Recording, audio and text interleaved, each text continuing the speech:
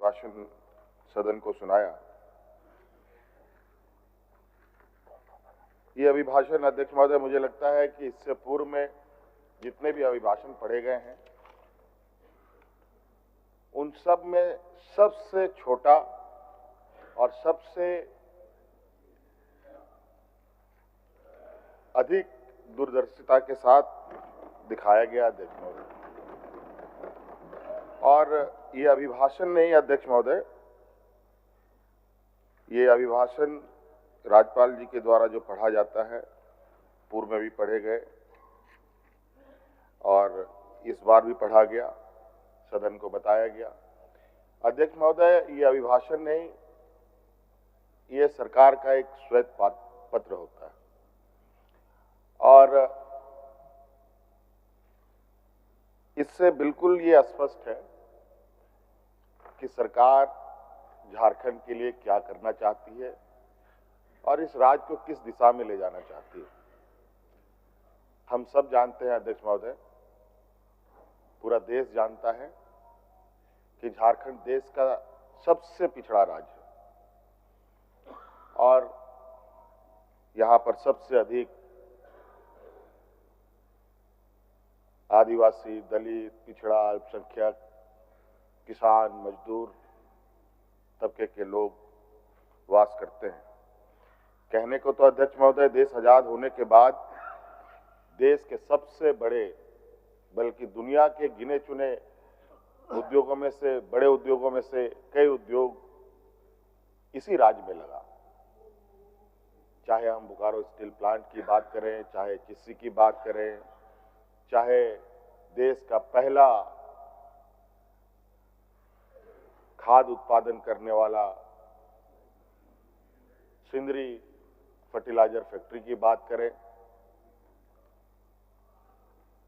चाहे और उस समय की बात है अध्यक्ष महोदय, जब देश को टाटा बिरला के नाम से जाना जाता था और वो टाटा बिरला भी इसी राज्य में सबसे पहले इन लोगों ने अपने कार्यकलाप, अपने उद्योगों को लगाना प्रारंभ किया था अध्यक्ष महोदय। उसके बावजूद ये समझ से परे है अध्यक्ष महोदय कि इस राज्य के ऊपर कौन सा ऐसा अभिशाप लगा कि यहां के लोग भूमिहीन होने लगे, बड़े पैमाने पर विस्थापित होने लगे, बेरोजगार होने लगे, अलग अलग राज्यों में पलायन की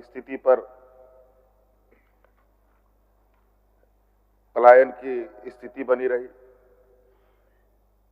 ये बहुत गंभीर विषय रहा है और मुझे लगता है कि इसी पीड़ा को लेकर हमारे अग्रणी नेताओं ने, आदरणीय दिसुमगुरु शिबू सोरेन जी, वीर शहीद निर्मल महतो जी, विनोद बिहारी महतो जी, अनगिनत ऐसे हमारे नेता रहे हैं, हम लोग के मार्गदर्शक रहे हैं, जिन्होंने एक अलग राज्य की परिकल्पना रखी।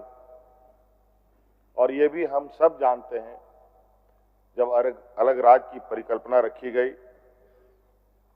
तो यही सामंती विचार के जो देश में लोग हैं, ये लोग हमारे उन अग्रणी नेताओं पर कटाक्ष करते थे, हंसी उड़ाते थे। क्या ये आदिवासी लोग, माझी लोग अलग राज्य ले पाएगा? ये लोग तो हड़िया दारू पी करके पेड़ के नीचे पड़ा रहेगा। अध्यक्ष महोदय, हमें गर्व है उन महापुरुषों के ऊपर जिन्होंने अपना लक्ष्य को साधे रखा और एक लंबी लड़ाई लड़ी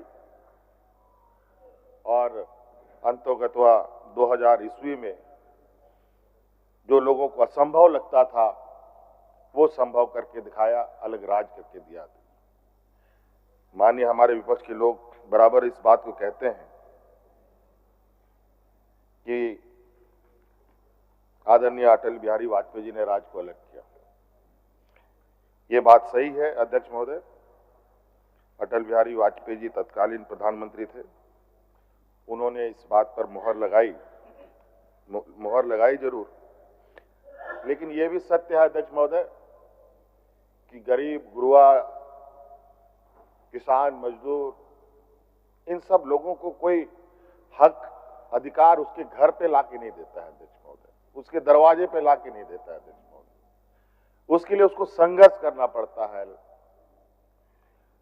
और छोटा मोटा संघर्ष नहीं अध्यक्ष महोदय, ये तो अलग राज का बात था।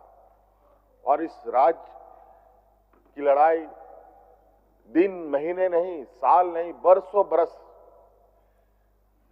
गुजर गए अध्यक्ष महोदय। कई लोग शहीद हो गए, कई महिलाएं विधवा हो गई, कई नौजवान अनाथ हो गए, और इस पीड़ा को हम लोगों से अधिक कोई नहीं समझ सकता अध्यक्ष महोदय।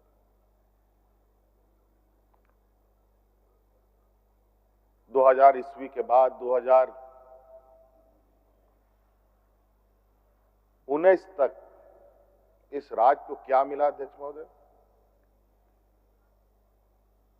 शायद 2019 में अगर हम लोग की सत्ता नहीं आती अध्यक्ष महोदय, मुझे नहीं लगता है कि इस राज को कोई बचा सकता था।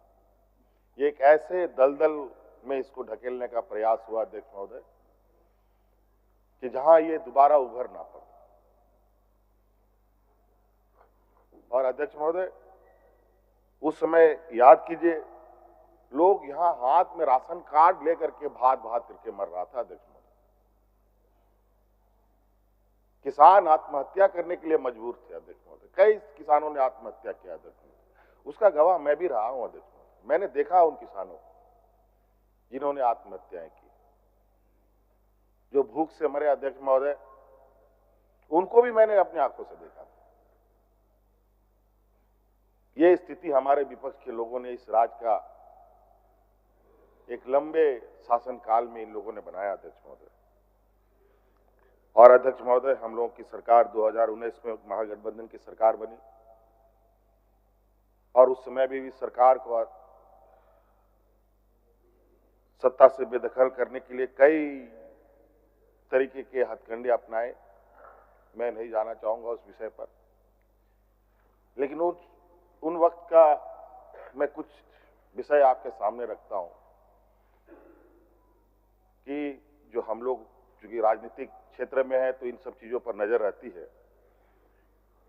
कि राज अलग होने के बाद कभी भी इस राज में किसी के चेहरे पर, किसी के, चाहे वो सरकारी कर्मचारी हो, चाहे आम नागरिक हो, गरीब गुरुआ हो, महिलाएं, किसी के, सब डरे सहमे अपनी जिंदगी कैसे जिए उसी पर वो लोग संघर्ष में लगे रहे। लेकिन अध्यक्ष महोदय, 2019 में प्रोजेक्ट भवन से मंत्रिमंडल सचिवालय तक, यहां तक कि विधानसभा परिसर में भी लोग ढोल नगाड़े लेकर के गुलाल अबीर के साथ सरकार का स्वागत, धन्यवाद, और उनके चेहरे पर जो मुस्कान देखता था अध्यक्ष महोदय, ये आप अंदाजा नहीं कर सकते। मैं बोल नहीं पा रहा हूं कि लोगों में क्या उत्साह रहा है।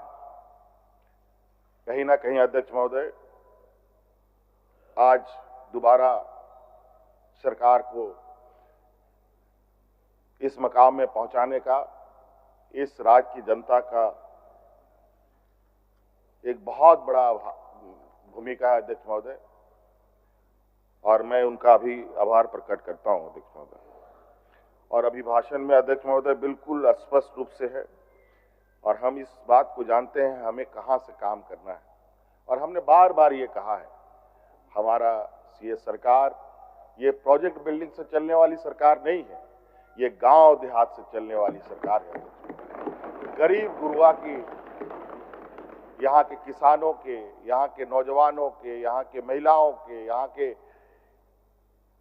जरूरतमंदों के लिए सदैव तत्परता के साथ पूर्व में भी हमने काम किया है, आगे भी करेंगे। और हमारा ये मानना है अध्यक्ष महोदय, जब तक गांव की अर्थव्यवस्था, गांव के लोगों की आर्थिक स्वावलंबी नहीं बढ़ेगी तो राज्य को आगे बढ़ाना या राज्य के सर्वांगीण विकास की परिकल्पना करना व्यर्थ है अध्यक्ष महोदय। और हम जानते हैं अध्यक्ष महोदय, ये कई राज्य अलग होते हैं अध्यक्ष महोदय। कोई भाषा के आधार पर राज बसा है, कोई वहां के भौगोलिक दृष्टिकोण से राज बसा है, कोई बोलचाल के वजह से वो राज्य जाना जाता है। लेकिन ये राज्य अध्यक्ष महोदय, ये आंदोलन की उपज है, ये एक संघर्ष, एक खून से सिंचा हुआ ये राज्य है अध्यक्ष महोदय। और इसलिए अध्यक्ष महोदय यहाँ के लोग बहुत स्वाभिमानी होते हैं। अगर किसी चीज को लोगों ने ठान लिया, ये तब तक नहीं रुकते, तब तक अध्यक्ष महोदय, जब तक मंजिल ना मिल जाए। और आज निश्चित रूप से अध्यक्ष महोदय,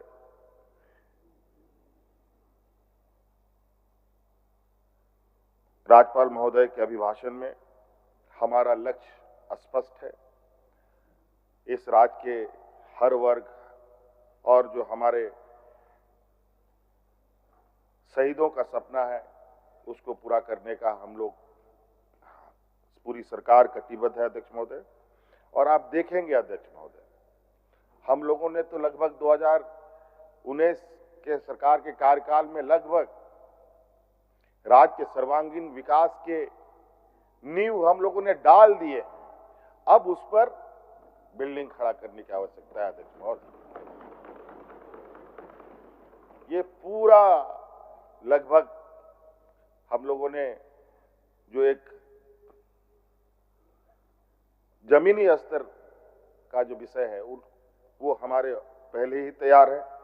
और अब बहुत जल्द आप देखेंगे अध्यक्ष महोदय, चाहे शिक्षा के क्षेत्र में हो, स्वास्थ्य के क्षेत्र में हो, यहाँ के भूमिहीन के लोगों के विषय में हो, यहाँ के लोग जो रोजगार से संबंधित विषय है उसको लेकर हो, ये सभी चीजों के अवसर इतने बड़े पैमाने पे आने वाले समय में इस राज्य को मिलने जा रहा है अध्यक्ष महोदय।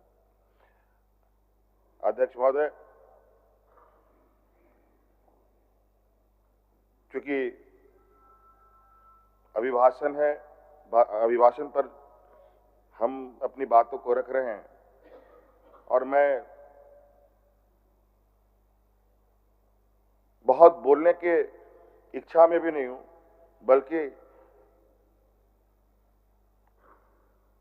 कार्यों को लोगों के आंखों के सामने दिखाना हमारी पहली प्राथमिकता है, ताकि लोगों को ये पता चले कि आज हम लोगों ने कितनी लंबी लकीर इस राज्य के लिए खींचा है।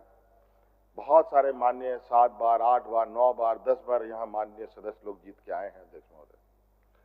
और परिवर्तन अगर कहीं दिखा है अध्यक्ष महोदय अलग राज्य होने के बाद, तो 2019 से परिवर्तन होना दिखा है।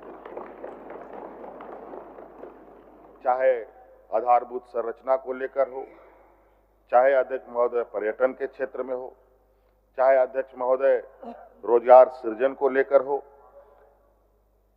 और आज अध्यक्ष महोदय हमारे, क्योंकि इस राज्य में मजदूर तबके के लोग बहुत हैं, हम लोग ये देश का पहला राज्य है अध्यक्ष महोदय जहां हम लोगों ने श्रमिकों के लिए सबसे बेहतर कानून बनाया है अध्यक्ष महोदय। और उसके वजह से आज देश के अंदर हो या देश के बाहर हो, अपने मजदूरों की सुरक्षा के लिए सरकार खड़ी रहती है अध्यक्ष महोदय। और अध्यक्ष महोदय विशेष नहीं, और आपका बहुत बहुत धन्यवाद अध्यक्ष महोदय। मैं चाहूंगा कि हमारे विपक्ष के साथी परस्पर सहयोग करें, और आप देखेंगे और आपको भी अच्छा लगेगा। आज आप देखिए रांची शहर में हमारे आदरणीय सीपी सिंह साहब बुजुर्ग हो गए हैं, इतने बुजुर्ग हो गए, शहर को बढ़ता गिरता उठता देखा इन्होंने, लेकिन हम लोगों ने शहर को एक नया आयाम देने का काम किया। आज बड़े बड़े फ्लाईओवर यहाँ पर देखने को मिल रहे हैं। अभी आप देखेंगे कि रांची का चहुमुखी विकास किस तरीके से होगा। हर दिन एक नया अध्याय इस राज्य में जुड़ेगा अध्यक्ष महोदय। बस आज तो हम लोग चलना शुरू किए हैं, अभी तो बहुत तेजी से और रफ्तार के साथ चीजों को आगे हम लोग बढ़ाएंगे। अध्यक्ष महोदय, मुझे बोलने का आपने अवसर दिया, बहुत बहुत धन्यवाद। जोहार।